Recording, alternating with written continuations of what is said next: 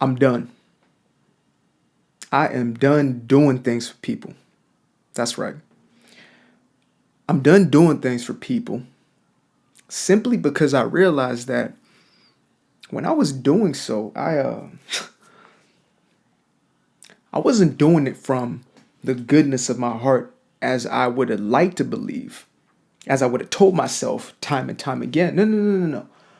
When I was doing things for people, I was doing it with an expectation for, at the very least, appreciation. At the very, very least, I was looking for just, somebody to appreciate the things in which I was doing. And you know what? I started to realize that sometimes when I did things for people, they tell me thank you. And at first it was satisfying when it hit, but then I start thinking about it. I said, wait, thank you. I mean, what I did was worth more than a mere thank you, you know. And then I started to realize, oh, thank you isn't really enough. Can they show me that they truly appreciate me? And then I started thinking to myself, what's a way that somebody can appreciate me? And I quickly realized the only way that I believe somebody could truly appreciate me is if they also did something for me. That's right.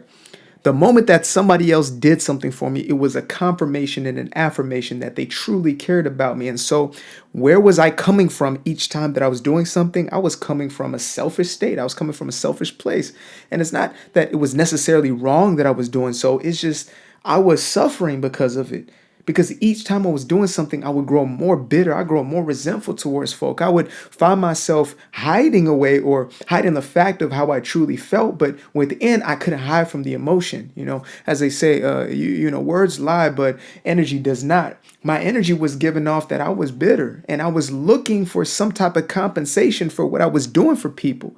And I would do more and I would do more and I would please more and I'll please more. I'll do more and I'll do more. I would continue to do things for people out of the same spirit, hoping that one day something could come back to me.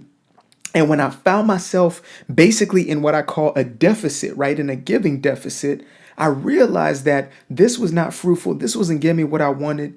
And in time, I had to come and realize there's a reason why I'm doing this. There's a reason why I'm trying to please everybody. There's a reason why I'm always trying to be seen doing something for somebody. And I came to realize that first and foremost, I'd view my love language as that of service, right? Growing up in an African household, acts of service is huge. But then I also realized that, well, I was using my acts of service as a way to justify or validate my worth. So therefore, my self-worth was directly connected to the things that I did for other people. Now, of course, a lot of this was subconscious or unconscious for most of my life, but nevertheless, it ruled my life. That was my belief system. My belief was I am only worthy of other people's time, their affection, their love, if I do something for them, right? The only way I can validate myself is to do for. Now, that would again been a beautiful thing if I was doing it from the right place, if I was doing it from a cheerful space, if I was doing it from a place of abundance.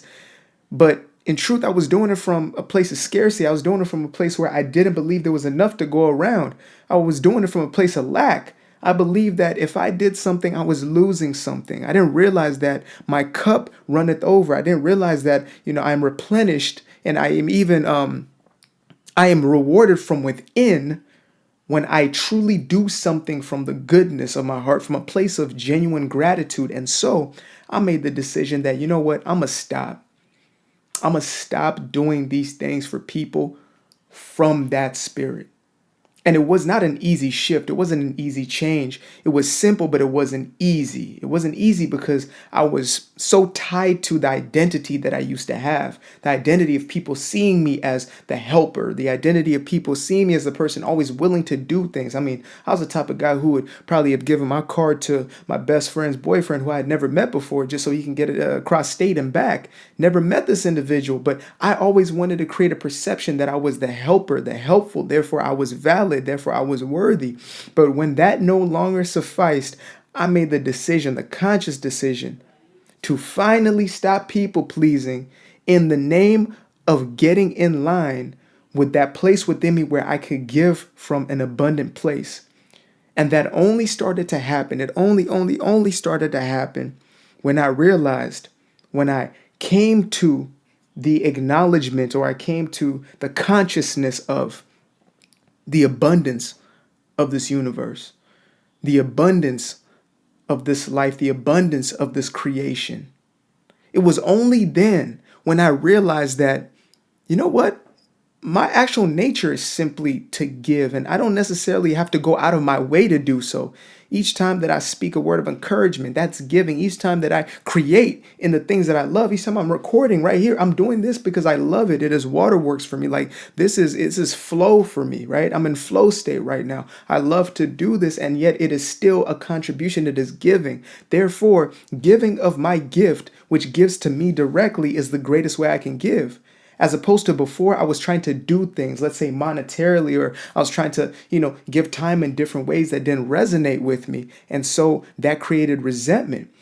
And because it created resentment, it was resentment, and it was also based off of an imbalance, right? Or a perceived imbalance in my eyes. I also was not seeing that each time that I give, life gives directly back to me. That's how God made this universe, right? That we are given when we give. And it is automatic, first internal.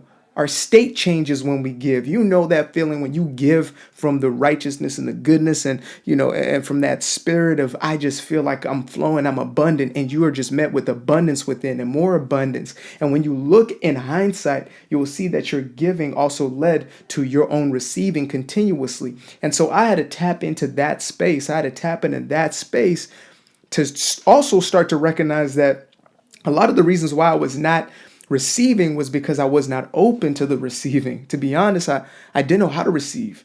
Like, I remember the first time when I realized that me not accepting a gift was actually an issue, and it was really something that could even offend another individual. Now, we're not responsible for somebody else's emotions, right? We're to tread lightly. We're not to step on people's lives, etc. However, we can't manage how somebody feels about something. But I do remember when a lady who was a mentor of mine, she basically took me out to Whole Foods, and she got us breakfast, etc. Well, she got herself breakfast, and she asked me what I wanted. And I said, well, I'm okay. I'm not hungry. And she said, have you eaten? And I said, no. And she said, look, it's been like 3 hours. We've been together. Like, get something to eat. And she said, I know you're hungry. Get something to eat. And I was like, well, I was hesitant because I was like, oh, it's Whole Foods. It's going to cost it's cost a pretty penny, whatever. And she said, Tinashe, something? It's my government name.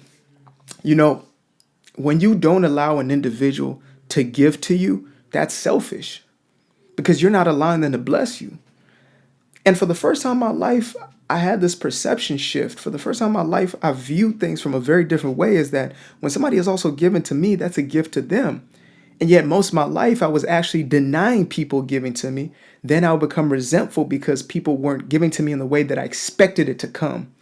Therefore, I realized at that moment that, okay, I got to open myself up. Now, that was years ago, and I've come to a state where it is much easier for me to receive. It is much easier for me to welcome in the things of life. But I had to realize that I had to open that part of my deservedness, because that's really where it comes from, right? We receive when we believe that we're deserving. I had to open that up in order for the rest of the blessings in my life to come in, where it's no longer a Whole Foods meal, but it is truly me receiving my purpose, receiving my mission in life. And that only came once I was willing to come to terms with the fact that giving, true giving, can only come from one state. It can only come from a state of mind, a state of heart, a state of consciousness where you recognize that you're abundant and that your cup runneth over, and that when you give, that it is multiplied.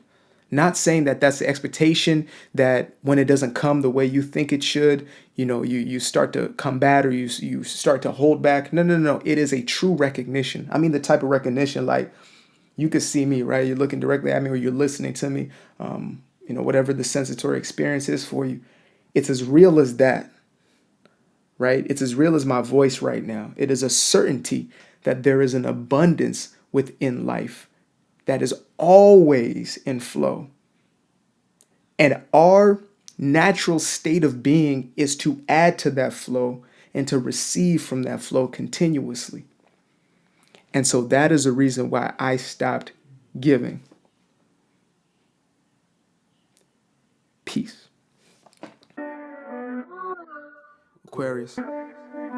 I am the child of the light. Glow.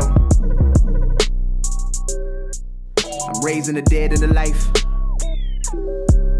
Whoa.